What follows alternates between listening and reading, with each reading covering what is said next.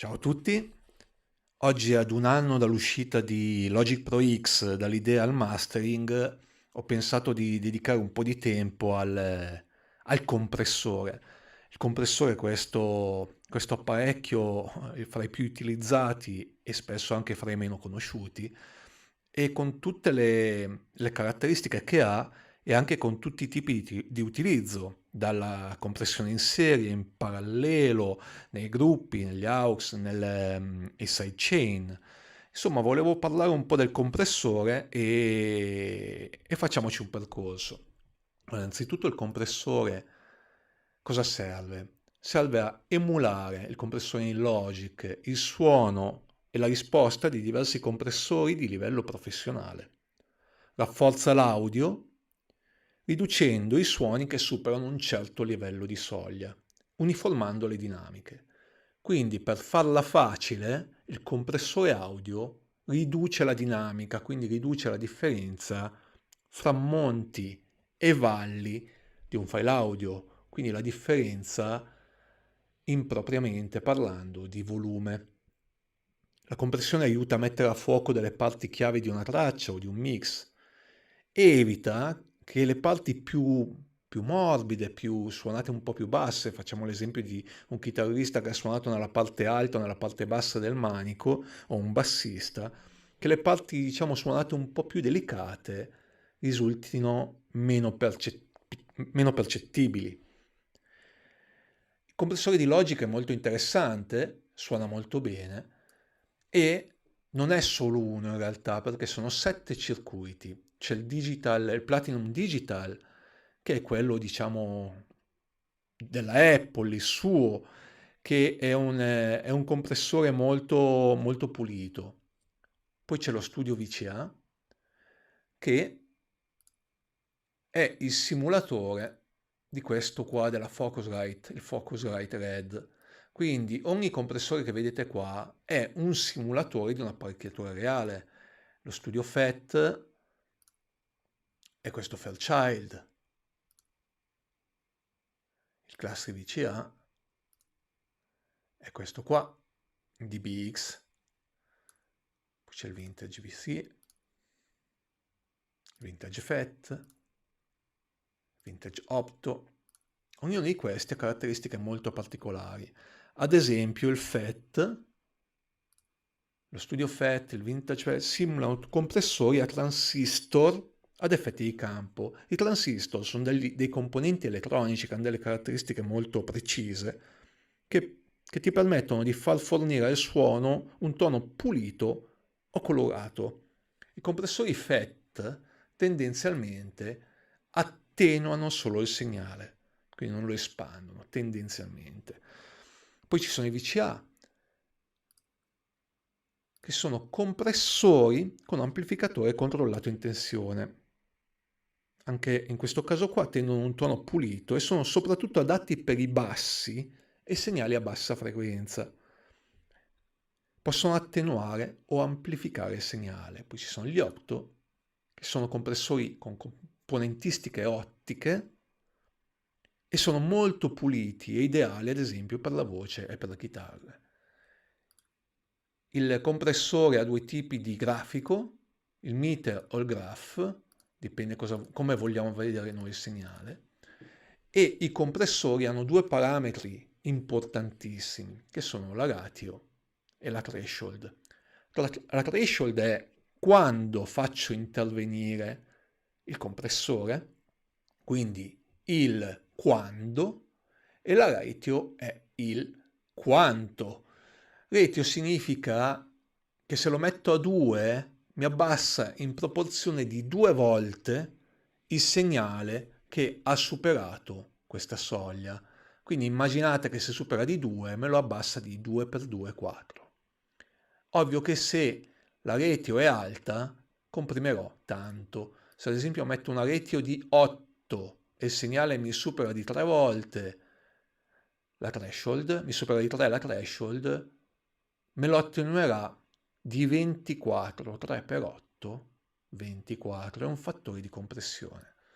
Altre manopole importanti, queste due qua già vi permettono di regolare il compressore in maniera corretta, quindi già potete fare delle ottime regolazioni anche soltanto conoscendo soltanto queste due manopole. Poi ci sono però le altre che non sono meno importanti, ad esempio l'attacco è quanto velocemente vado a intervenire, quanto rapidamente mi muovo. Imposta il tempo necessario al compressore per reagire quando il segnale supera la threshold, la soglia. E poi c'è il release, invece, che consente di adattare dinamicamente il tempo di rilascio al materiale audio. Lo può fare col bottone automatico, oppure siamo noi che decidiamo quando venga rilasciato l'intervento del compressore. Make up, a volte comprimiamo così tanto che abbiamo bisogno di dargli un po' di volume in più in decibel rispetto a come era prima. Diciamo che una regola non scritta, però tendenzialmente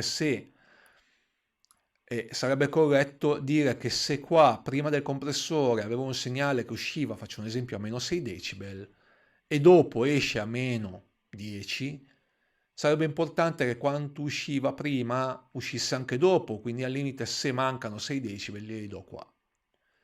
Poi ci sono altre manopole che non sono, cioè perlomeno si possono studiare, ma non sono così importanti come queste qua. Il Ni, ad esempio, è quanto reagisco a- alla compressione, quanto reagisco dopo che ho superato la soglia. Valori più bassi, quindi cosiddetto ginocchio duro, comportano una compressione severa, mentre valori più alti, una compressione un po' più morbida, un po' più musicale. Poi ci sono i pulsanti di sidechain, di output, ma andiamo a vedere un po' come funziona un compressore, cos'è che deve fare. Ho qua nascosto due tracce, una traccia di voce e una traccia di batteria.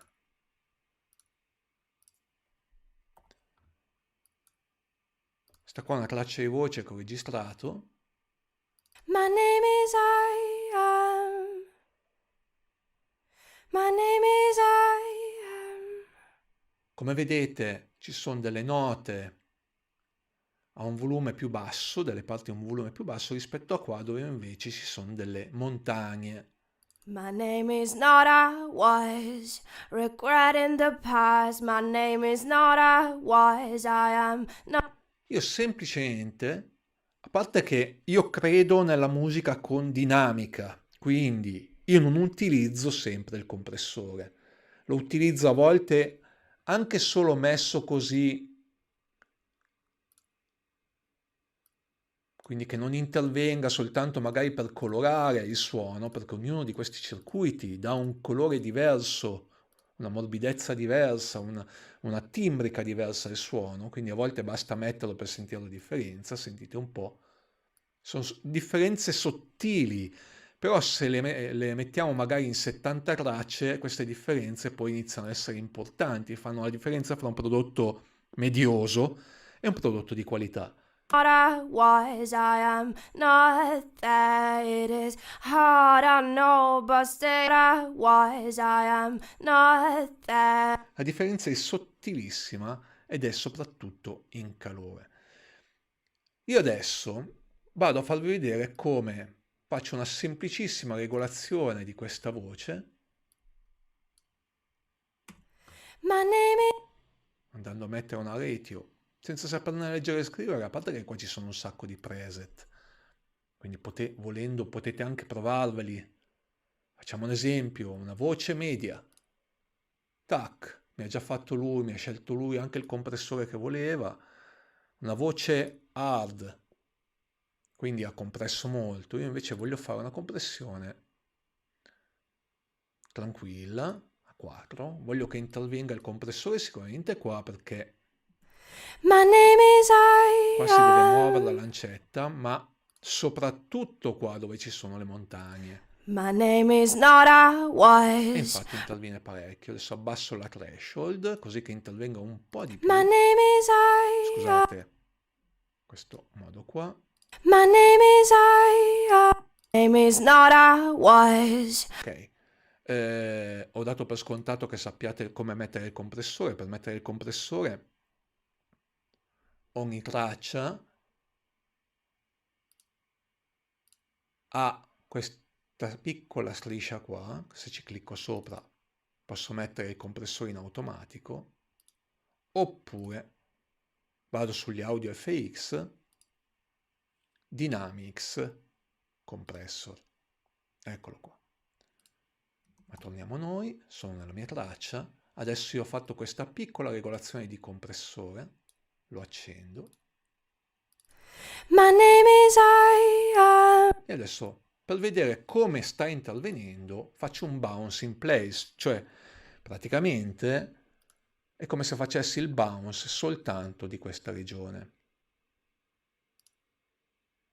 Love Merge Bounce in place, mi mettimi in muto l'origine e includimi, non bypassarmi gli effetti perché sennò tanto vale, e non normalizzarmi, voglio vedere esattamente quello che ho fatto.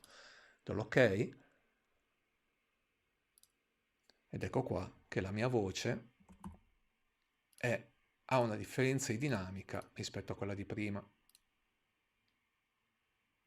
Ha una differenza, è stata ridotta la dinamica rispetto alla voce originale. name is name is not I was. Regretting the past. My name is. Posso anche intervenire in maniera più delicata.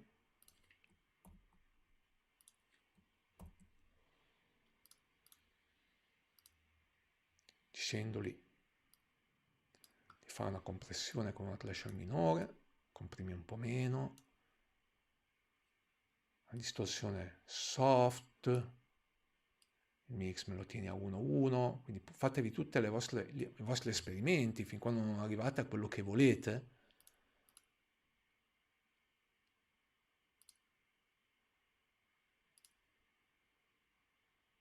Ed ecco che qua c'è un po' più dinamica rispetto a questo. Dicevo che io amo la dinamica perché arrivo dall'ascolto di vinili tipo i Beatles, tipo i Pink Floyd, tipo i Genesis, dove la dinamica è importante perché secondo me la dinamica è quella cosa che ti arriva come vibrazione all'interno del corpo e ti fa star bene. Tendenzialmente sono abbastanza contrario alle canzoni tutte con forma d'onda quadrate, però sta di fatto che il compressore, se regolato correttamente, sicuramente dà un'impronta in più alle tracce. Andiamo a vedere come andarlo a mettere, ad esempio, in una batteria. Questo qua è un drummer che al suo interno ha tutte le sue tracce. In questo caso qua io posso mettere il compressore in serie, quindi posso decidere di metterlo ad esempio solo nella cassa.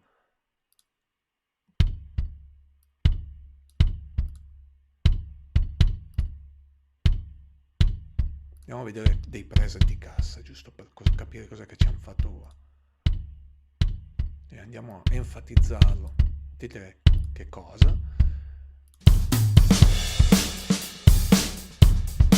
Ma posso anche metterlo nel suo canale bus, dove praticamente vanno tutti gli elementi della batteria. Tutti gli elementi stanno andando al bus 1, che eccolo qua, li raccoglie tutto e mi comprime tutta la batteria. Se io lo togliessi,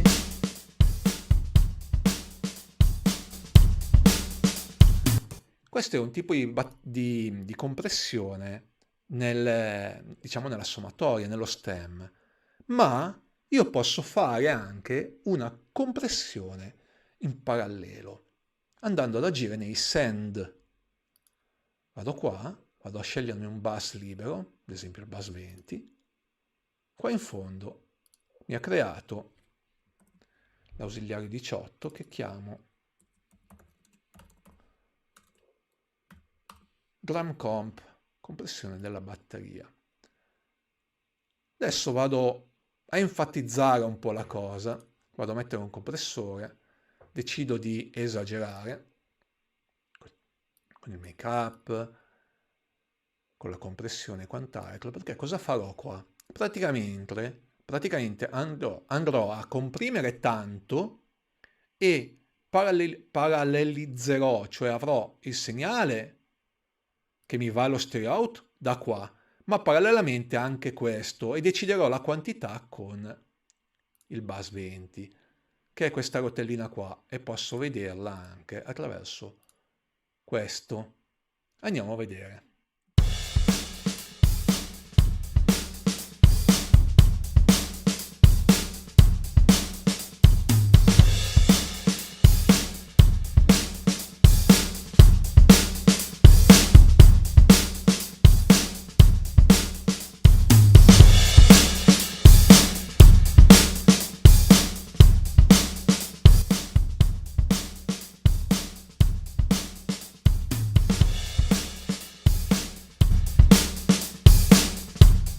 Questa è una compressione in parallelo, è molto usata ad esempio nel metal, si enfatizza parecchio, però poi vado a regolare di fino l'ausiliario.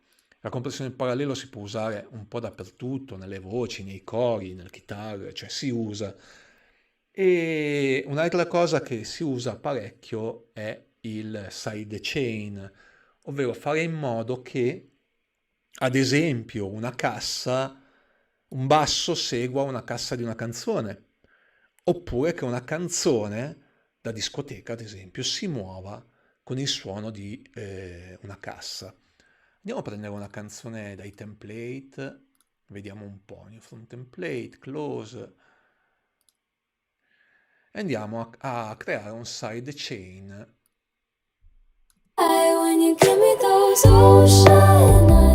Ok, adesso qua cosa faccio? Vado a mettere un kick. Vediamo un po' di trovarne uno singolo.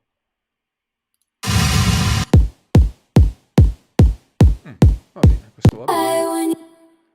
Creare una traccia audio.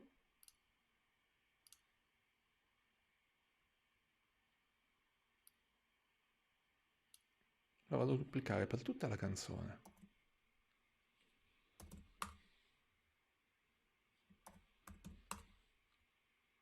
E lo metto anche in muto, non mi interessa che suoni, mi interessa soltanto che faccia funzionare il sidechain. Il sidechain lo posso mettere ad esempio nel basso, questo stupendo basso qua, Ocean Bass.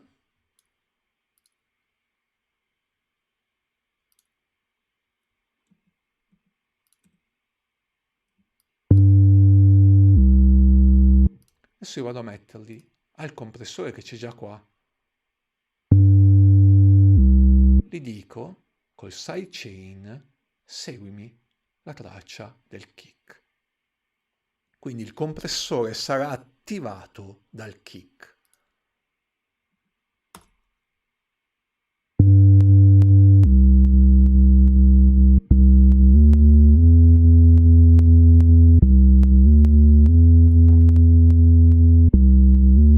Adesso lo sto esagerando, ovviamente.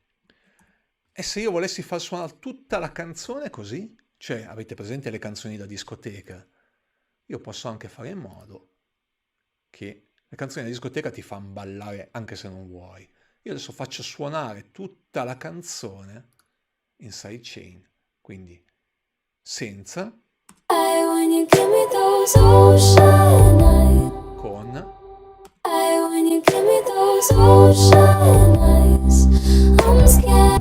questo è un kick. Ghost, fantasma, non suona, ma serve solo ad abilitarmi il sidechain. E credo di aver detto un po' di cose, spero di non essere stato troppo prolisso. Grazie per avermi ascoltato, grazie a tutti quelli che hanno letto il libro, grazie a tutti quelli che mi supportano e a presto, buona giornata, ciao a tutti.